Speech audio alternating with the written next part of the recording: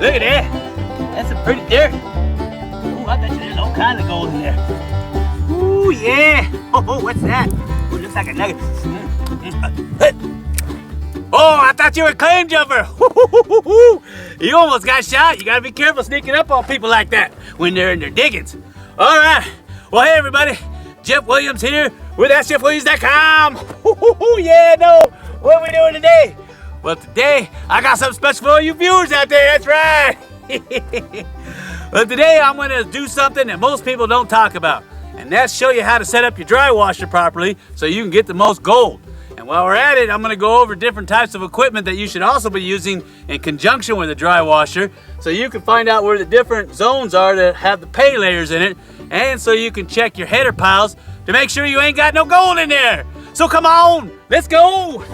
Now, a lot of people don't talk about this, but when you set up your dry washer, you got to make sure that not only is it level from side to side, but it's also level forward to aft. That's really important. I'm going to show you how you can tell the difference when you're running material. Now, when you get your dry washer set up, you're going to want to make sure that this hopper right here is close to your diggings. Now, I got a nice big old pile of dirt right here that's hopefully got some gold in it. And what I'm going to do is I'm going to shovel it directly. Now, some guys, they'll put it in a 5-gallon bucket or a 3-gallon bucket, and they'll bucket it in. And that's great because you can control the flow. But for today, I'm going to be shoveling it in so you can see how fast I can go. All right, now, 2 more things I got to talk about. Come here, take a look at this. Okay, now, really important, you got 2 ways of controlling your flow. You got a flow gate right here, got these 2 wing nuts on it, and then you've got this chain here that goes to this spring which holds the end of the box up. And these 2 things right here can affect your flow. It's really important that you understand the type of material you're running. Because if you're running heavy black sands or moist material, you want that material to settle in the box slower and go over the top of the riffles a lot slower so the gold has a chance to settle out. And the way that you do that is you decrease your flow. You can close this gate a little bit more, or you can take the chain here, take it off here, and you can raise the box up higher like this. And what that does is it slows the material down. So the gold has a chance to settle in behind those riffles. So those are the 2 types of ways that you can slow your material down or speed it up so that you can regulate how fast and how slow the material's flowing, because it's very important if you want that fine gold to drop out. Because if you're running really moist dirt or you're running heavy black sands with fine gold and you don't control the flow properly, it's gonna go right over the edge. And then you're gonna lose your gold, and that ain't no good. Okay, now, the blower motor is the same one we use on the vac pack. It's that Echo 210 leaf blower. They're fantastic. It's a 2-stroke, they run forever. I like it because they generate plenty of CFM to run that dry washer. Now, if you notice, I got mine way over here on the side. That's important because you don't want any of that dust coming off that dry washer to get sucked back up into here, because that's going to cause problems later on. So I got mine way over here off to the side, and I got it facing away. I even got a screen on there to make sure nothing gets sucked up in there. And then I warm it up and I run it on high. Now, a lot of people ask, Jeff, how do I know how fast I should run it? Well, that's going to depend on the soil.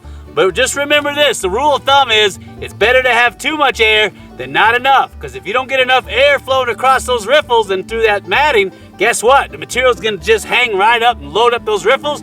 You ain't going to get no gold. So I usually run mine at full blast and it works perfect. So that's what we're going to do.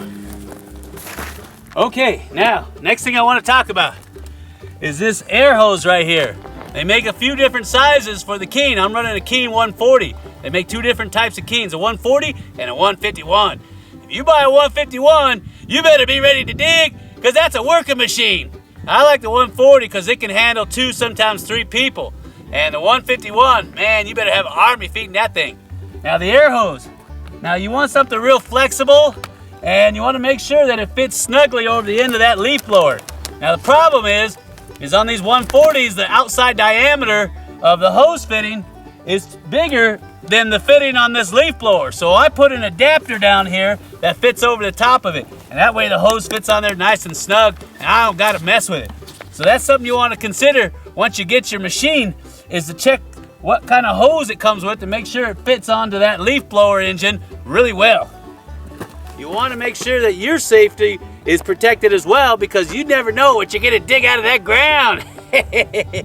I can tell you stories about that, but you're going to want at least a good set of heavy-duty gloves, and of course you're going to want some type of a mask to wear to filter out all that dust, because you don't want silicosis or any of that other nasty stuff that might be in that dirt. So those are the two things. Now you can also wear hearing protection on your head just in case, because that leaf blower after a while really starts to give you a headache.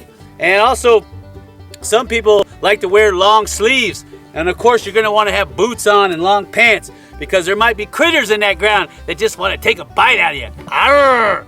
So I'm going to go ahead and fire this thing up, and then I'm going to show you how you can tell if you're level or not. So come on, let's go. Okay, you see how it's sitting even in there?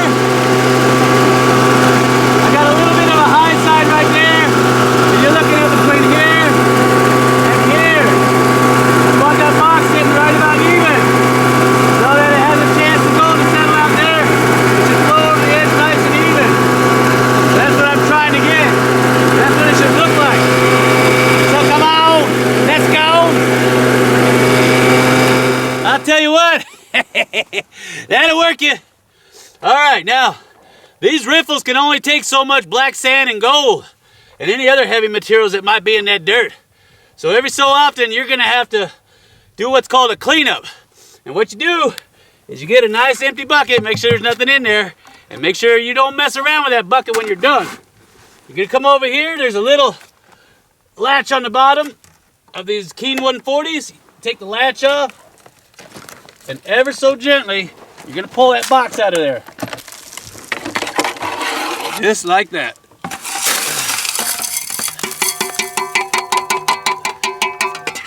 Whew. Now those are called your concentrates. Make sure all that goes into your bucket now. Now, as you can tell, I got some dirt and material stuck in there, and it goes in the box. Now, in the bottom of all these dry washers, you got this little plug right here. Flap it down, and you can pull that thing clean out. And that way you can get whatever material's in there out of there. Now don't throw it away, there might be gold in there. So I'm gonna clean this all out right quick, put it all back together, and we're gonna go for round 2. So come on, let's go. Ooh-wee, I tell you what, that'll work you. All right, now, here's a couple more things I wanna cover. Now that I've already done a couple hours worth of work. Invest in a good spoon. I know it looks silly. And some people would think, what are you gonna do, eat some beans with that? Maybe later. Anyway, it's really handy. Some people like to use a shovel. I like using a spoon. The reason why is it's plastic and it ain't gonna mess up your classifier screen here on your hopper. And it's easier to get the rocks out of there. Because trust me, that thing's gonna fill up with rocks. It's gonna be hard to get it out. So I like using a spoon with my shovel. 2 more things I want to cover. Look at this. This is called a header pile right here.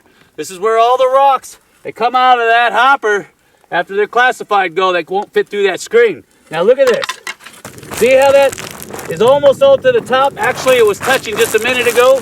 Well, if that's underneath there, it's gonna stop that box from vibrating. And if that box don't vibrate, guess what? You ain't getting no gold. Come here, take a look at this. I wanna show you something else. Okay, now, here's another thing. This is called a tailing pile. The front section, header pile, tailing pile. Another thing you gotta watch out for is you start running dirt through here, it's gonna pile up like this, see that? And what does it do? It rests against the box right there.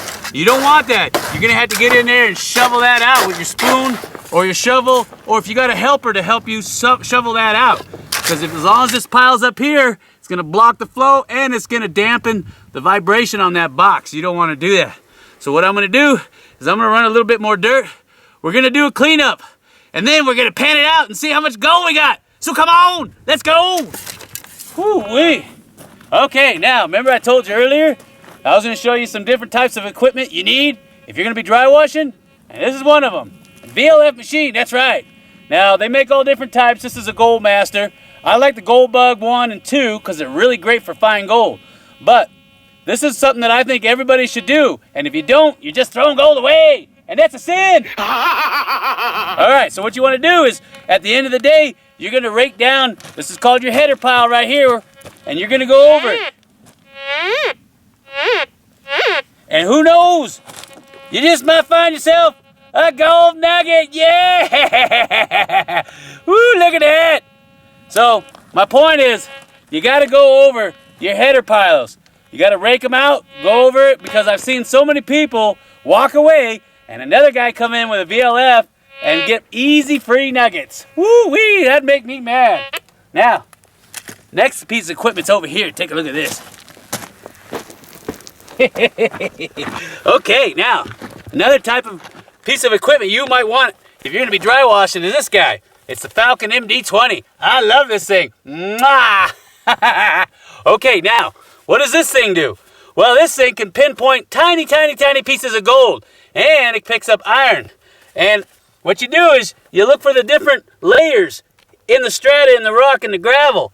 And what you do is you're going to take this guy, and you're going to go along, and you're going to look for irons or even sometimes gold. Now, remember, the trick to this thing is if you go forward and it sounds off, it's gold. If you pull away and it sounds off, it's iron. Remember, you want to go to gold, you want to go away from iron.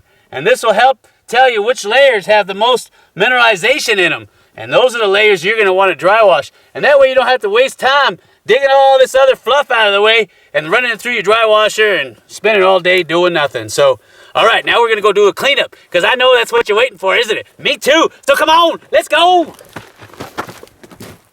No two ways about it. Mining's hard work. Okay, now, remember what I told you. You're going to run your concentrates through a classifier. This is a number 4. You can run it through a number 8, but I like number 4s. It's going to be a whole lot easier to pan, I'm telling you. So what we're going to do, I'll put there, I got my snuffer bottle ready. Put him down there. Let's see what we got. That's a whole day's worth of work right there. Hard to believe, huh?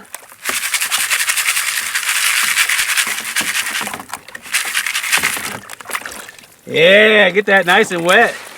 That way that gold drops right to the bottom.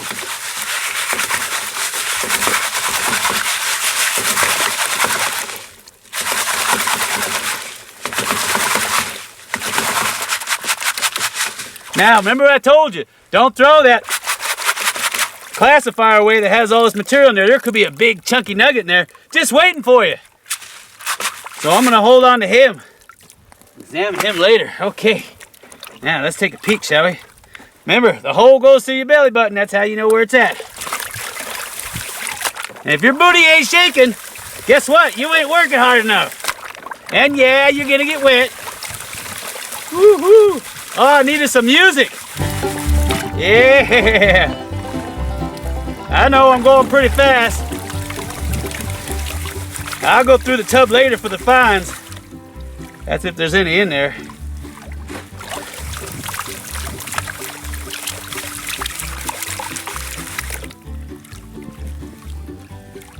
Ooh-wee. I don't know about you, but I'm getting anxious.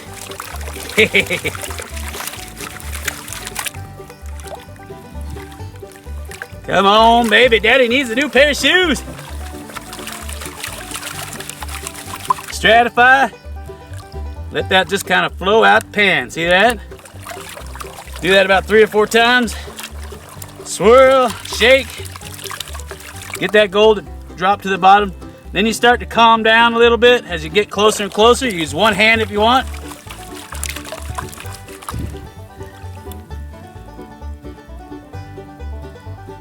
Alright, now the moment of truth. Alright, let's take a look at this. Get that to shake to the front. I'll rotate that around.